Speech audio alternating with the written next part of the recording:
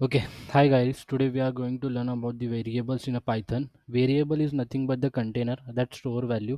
There are four types of variable. First is a string, second is a integer, third is a float, fourth is a boolean.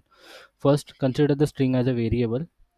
A string as a variable, basically series. String means series of the character, like JP Morgan is a series of the character that we are storing in the company variable. So how we are going to print using the print statement? This is the f for the f format. So we are going to use that the f format, like the double curly bracket. In we are going to, my dream company is that company in curly brackets. So my it will, okay, it will give the as a JP Morgan. Second variable is nothing but the integers are like the whole number. Consider the 25 is the whole number that we are storing into variable numbers.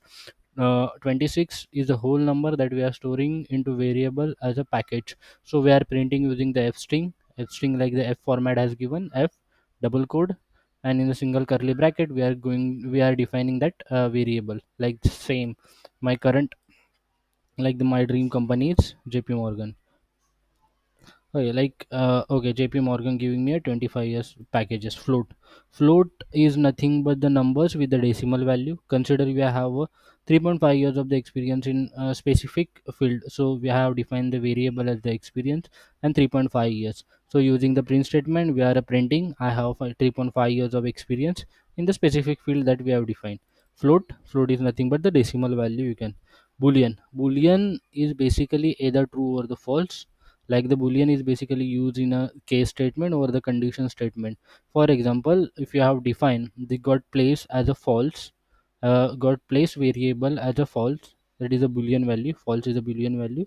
So if conditions we have used in the if conditions, we have like, if got place is the value true, then he is got place in the JP Morgan will get the result. And if it's false, the print statement will. So got place is a false variable. That's why the last round of the interview, like the else statement is the printing the else statement. The last round of the interview is the pending.